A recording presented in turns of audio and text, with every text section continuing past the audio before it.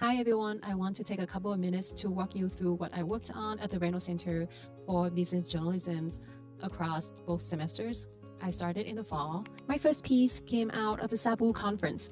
It's a recap of a panel on personal finance reporting, looking at how inflation and a softer job market are playing out in people's everyday lives. From there, I started working on 3 charts explaining one issue formats. For my first one, I looked at the US labor market and showed how the quit rate was flattening, with different demographics affected in different ways. Later in the semester, I wrote a story on how subscription trap, explaining how subscription design can quietly drain people's budgets, especially for students. In the fall, I also had the opportunity to cover the 2025 Rowlett and Steele Awards. I interviewed 2 award-winning journalists. With AJ Lago, I wrote an article about his investigation into Medicaid fraud in Minnesota.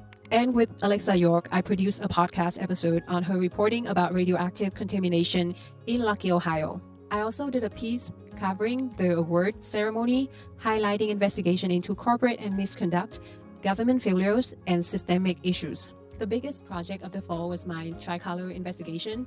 I started it in November with a piece on what tighter auto credit means for the US economy using the 3-chart format. Then in January, I follow up with a deeper investigative story on Tricolor. It's an auto lender whose practices have harmed vulnerable customers and also investors. In the spring semester, I shifted toward emerging financial trends. I did 2 pieces on prediction markets, one introducing the rise of online platforms and another asking whether participating in them is truly investing or just a form of gambling.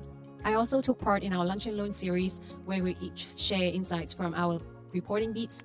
My focus was corporate investigations, and I used the idea of a first date as a framework for how to approach investigating a business. In April, I recorded another podcast episode with Marian Jennings in which we discussed ethics in business.